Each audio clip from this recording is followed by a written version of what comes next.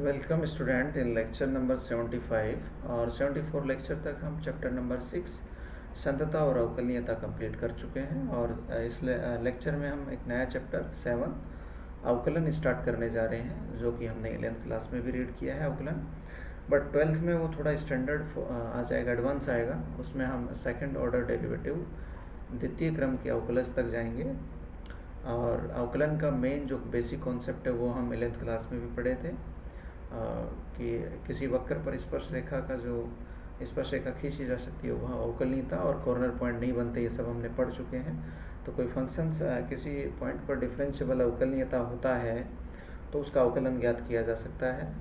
तो अवकलन हम सबसे पहले इसके फॉर्मूले रीड करेंगे और फिर हम इसके जो डिफरेंट फंक्शंस हैं उनके जो अवकलन होते हैं उनके अलग अलग चैप्टर पॉइंट वाइज आएंगे, तो पॉइंट वाइज उनको रीड करेंगे। तो सबसे पहले हम फॉर्मूले और चैप्टर नंबर 7, और साथ में मैं आपको ये बता दूं कि अब हमारे जो वीडियो लेक्चर हैं वो जो मैं आपको प्रोवाइड करा रहा हूँ, जो आपको दिख भी रहा होगा राइट बिलो कॉर्नर पे, मैं आपको बोलता हुआ दिखाई दे रहा हूँ। तो अब हम जो पढ़ेंगे वो आपको इधर राइट कॉर्नर में बोलते हुए भी दिखाई देंगे।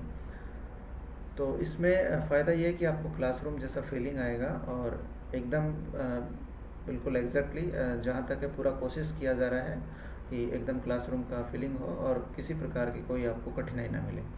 तो हम यहाँ पर स्टार्ट कर रहे हैं चैप्टर नंबर 7।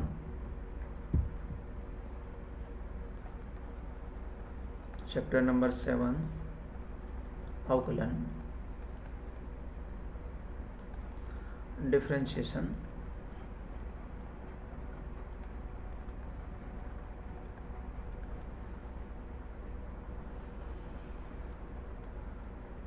तो ये वीडियो पेन टाइप से बन रहा है तो लिखना पड़ता है, तो स्क्रीन पे ध्यान रखना पड़ता है हमें इसमें लिखने के लिए। तो हो सकता है 1-2 लेक्चर में आपको थोड़ा सा हैंड राइटिंग में थोड़ा कंफर्ट फील ना हो, पर 1-2 लेक्चर में आपको कंफर्ट फील होगा।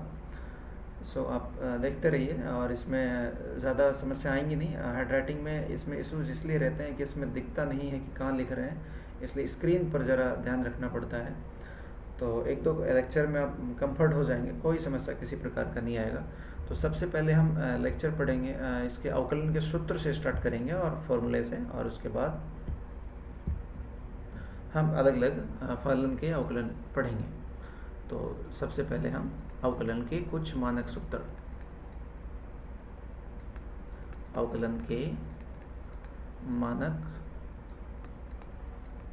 सूत्र।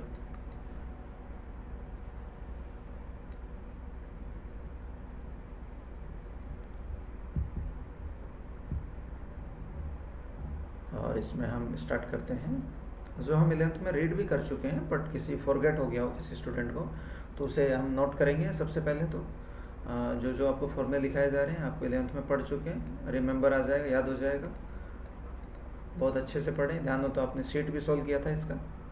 तो dy/dx x⁴n का अगर हम अवकलन करते हैं तो वो हमारे पास n × x⁴n−1 प्राप्त होता है।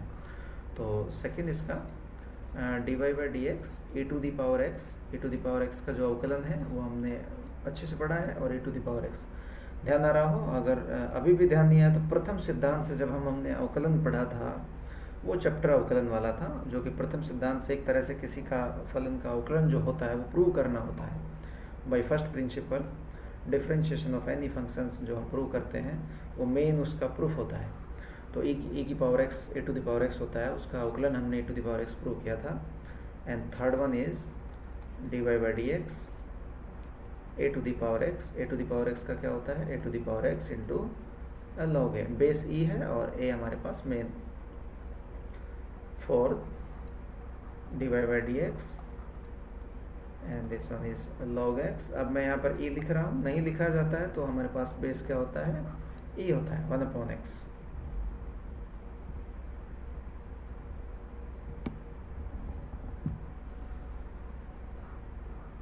नेक्स्ट हमारे पास 5 number dy/dx and this one is sin x का हमारे पास अवकलन cos x, and dy/dx cos x का अवकलन हमारे पास minus sin x। cos x का हमारे पास माइनस sin x, अगर रिमेंबर है all, I think most of student के।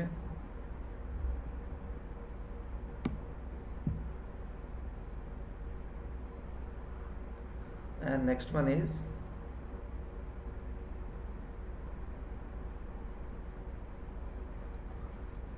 Number 7 and dy by dx and this one is 10x और 10x का हमारे पास sec square x and number 8 dy by dx and this one is cot x and cot x का अवकलन होता है minus cosec square x and next one is dy by dx sec x का अवकलन होता है sec x into 10x and number 10 is dy by dx cosec x and cosec x का होता है minus cosec x cot x। ये हमारे पास basic है। अब हम इनवर्स फंक्शन के करते हैं।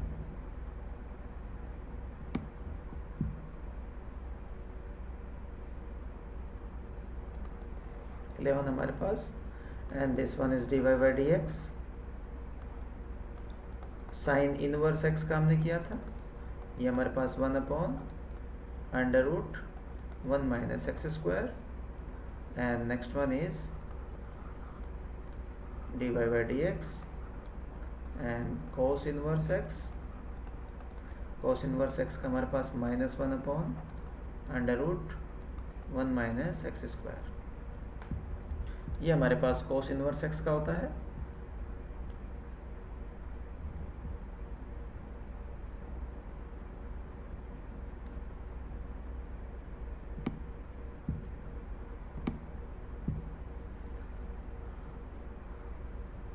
and next one is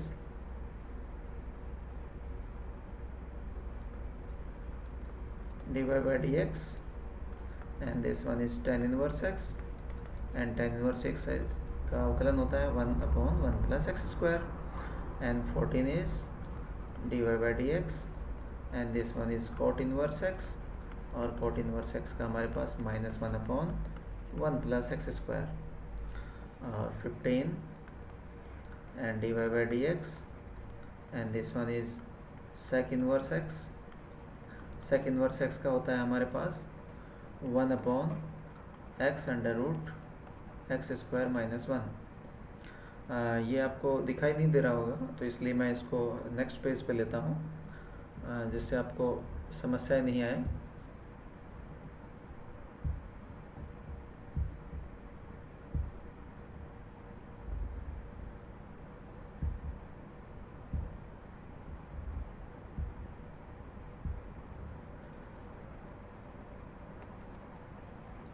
था dy by dx and this one is sec inverse x हमारे पास 1/x √x square -1 and 18 is dy by dx and this one is cosec inverse x equal to -1/x √x square -1। तो ये basic फॉर्मूले हैं जो हमने 11th class में read कर लिए थे और बेसिकली आपको ये ध्यान रखने हैं और फिर इनके आधार पे हम अवकलन अलग अलग फलनों का पढ़ेंगे और जहाँ पे फॉर्मूले यूज़ होंगे वहाँ पे आपको फॉर्मूले ध्यान रखने हैं। तो कुछ फॉर्मूले और भी हमारे पास u/v वाले जो प्लस माइनस के होते हैं तो वो ज़रा एक बार रीड कर लेते हैं।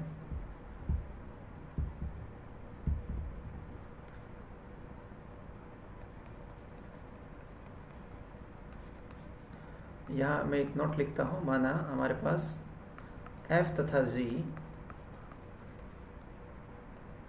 दो फलन हैं, तब हमारे पास अगर इस तरह से क्वेश्चन हो कि हमारे पास dy by dx हमें अवकलन करना हो और फलन दोनों फलनों का योग दे रखा हो, कोई फलन जिनका योग है और फिर उसे अवकलन करना है, तो हमें अच्छे से पता है 11th में पढ़ चुके हैं, उनका हम अलग अलग अवकलन कर सकते हैं और प्लस में d/dx dy by dx into c। तो ये हम इस तरह से अलग अलग इनका अवकलन कर सकते हैं। सेकंड, अगर ये हमारे पास dy